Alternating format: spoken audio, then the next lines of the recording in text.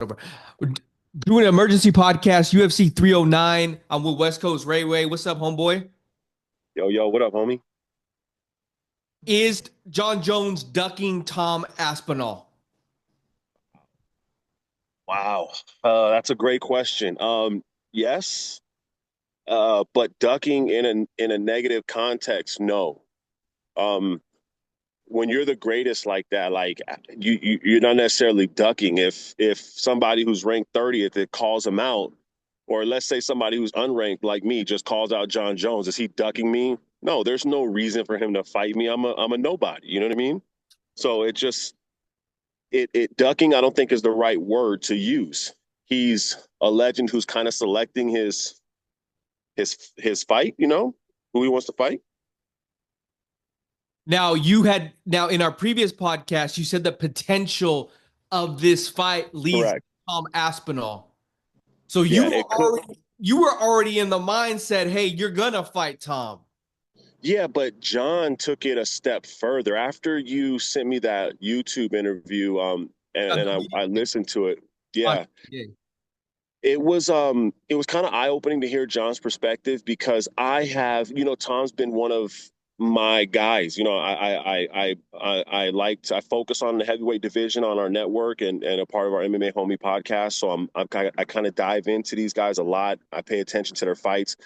I think Tom is a great fight, but John said it himself. Tom is dangerous. He's dangerous. And what does Tom get?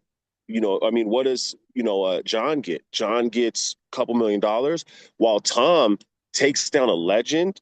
He skyrockets in his legacy to notch Jon Jones under your belt. So I was thinking Stipe versus, Jon Jones versus Tom, but John took it a step further and said, "I want Alex. Alex is going to be the big fight." And so I'm sitting here thinking, damn, I wasn't really thinking of a super fight like that. So it's important that John has to finish Stipe and not look rusty or, you know, sloppy, because if he puts on a show, Dana White and Hunter are going to have no choice because the fans are going to go ape shit and they're going to want to see John versus Alex. Did you hear what Dana said today? He was on the Jim No. Rome show. And what do you say? Bottom line is Tom. Damn. See, that's close minded. That's close. But I think, you know what, in their eyes, they want to build up their next heavyweight. They're trying to put in the next Jon Jones. And if Tom takes a huge step over John, and now he's the face of your program, in their eyes, I think they believe Tom can bring the sport to another level. Let me see if I can And play this. so, Let me see if I can play this for you. yeah, please, everybody needs to hear Yeah. this. Really, yeah, it's really interesting to hear John's business side, the perspective from a business sense, as opposed to what the fans would love to see, that challenge, that who can knock John off, who can take down Brady. We wanted to see it. Was it going to be Peyton? Was it, we wanted to see when Eli did it, it was such a, an oh my gosh thing. And I think that's what Tom is. Tom is an Eli Manning going up against Tom Aspinall is the equivalent of an Eli Manning going up against a Jon Jones who's like a Tom Brady, you know? Yeah, the couple things I wrote down was that low key, Jon Jones is arrogant as fuck. He tries to play True. nice guy, but then you see at the end, he was like, fuck Tom. Yeah, Tom's an asshole.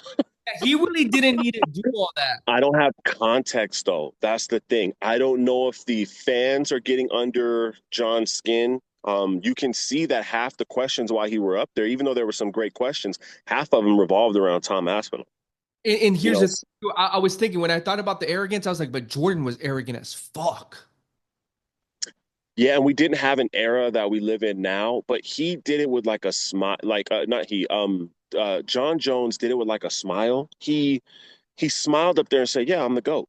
Like I'm the greatest. If you've done what I've done, I have the right to say it." And so it's almost like you have to respect it, even though the humble side of us, as we do, it does come off as, it's cocky. But I mean, we'll see against Stipe. We will see against Stipe is not a joke, and I didn't realize that he's heavier than Jon. Jon's having to eat to stay above the 235 heavyweight limit.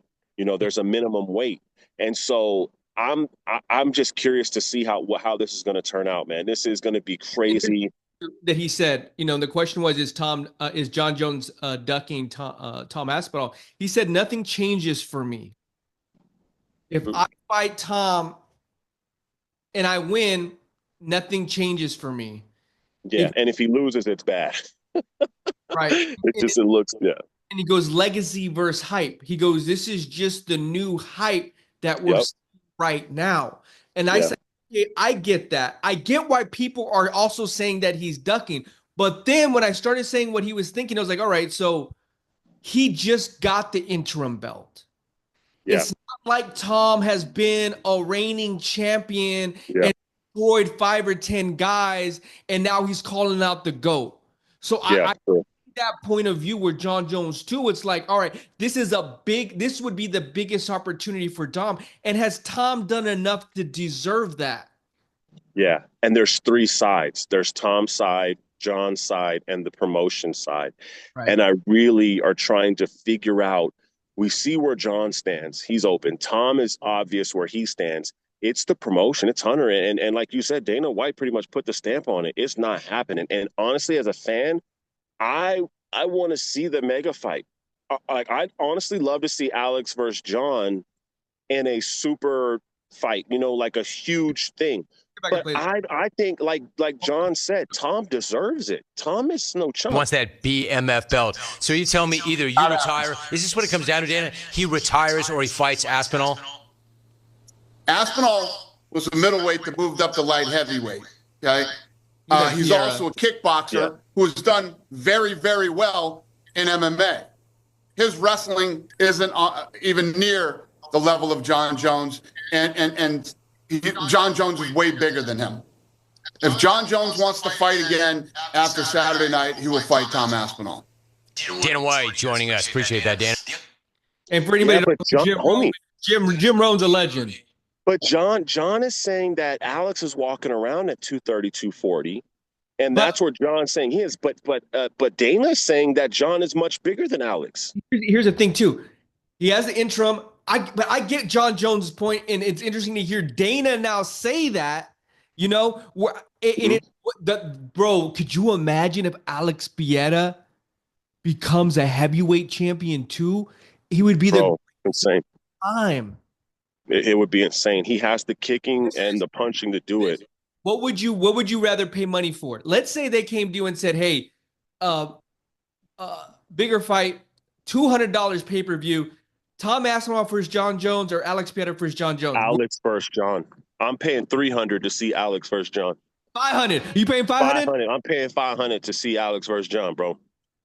I'm paying it. I'm not lying, because somebody's getting knocked out. And it's the way that they're going to get knocked out. These dudes are killers, man. And they are the elite of the elite. Did you see how Jon Jones said, I don't even want the champion belt. Let's do the BMF belt between us. Now that's the real baddest motherfucker on the planet. Yeah. Because he knows the purse.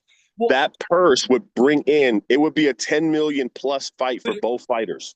Here's my thing. The BMF is the baddest motherfucker on the planet are the biggest men on the planet. It's cute when you're at 155. It's different when you're at 225. When you talk baddest man on the motherfucking planet, now this is night and day now. Yeah, and you can.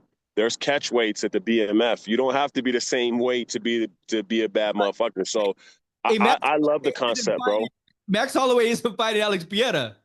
No, he's not. And the BMF, the thing about the BMF is that it's more of a concept. It's a way to make a championship fight out of just a regular fight, because the quality of said fight is going to be at a championship level. It's that Pereira fight.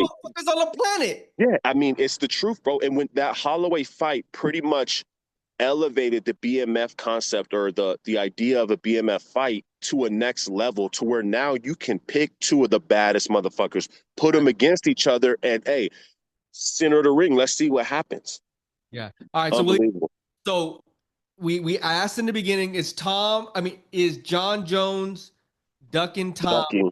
And you said yes. No. You think he is? Yeah. I mean, he's, but not in the sense of evading him like he doesn't want to fight him or wouldn't fight him. If Tom was at the level, like you said, if he was defending title after title and it made sense for Tom and Jon to fight because of the purse, because of what it would do to Jon's legacy, Jon would be taking the fight. But Jon is not ducking me because I get on Twitter and I call Jon out and say, Jon, let's middle of the ring, I'm calling you out. It doesn't do. Jon is, we're not even, we wouldn't, like Jon said, we wouldn't even cross paths. Right. Me and him. So how can he? If this was a business, I'm here. Yeah.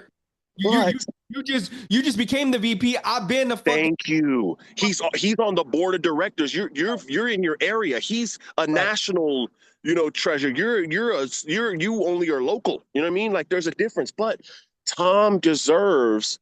The problem with me is there's a fine line. Tom is in the conversation. I think it's disrespectful for Jon to be like, he's not even on my level. I think, bro, Tom might fuck you up. That's just from one homie to the next, bro. Tom might mess him up, bro. All right, Serious. We're gonna leave it on that. Hey, UFC 309. Stay tuned. MMA Homie Podcast.